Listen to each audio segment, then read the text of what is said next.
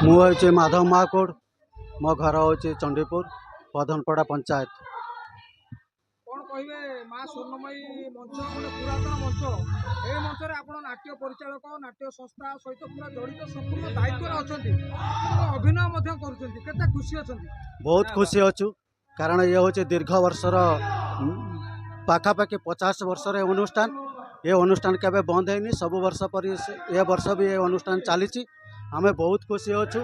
ନାଟକ ବି ଭଲ ମଞ୍ଚସ୍ଥ ହେଉଛି, ଭଲ ଭଲ ଅଭିନେତ୍ରୀ ମାନେ ଆସିଛନ୍ତି, ଭଲ ଭଲ ଅଭିନେତା ମାନେ ଅଛନ୍ତି।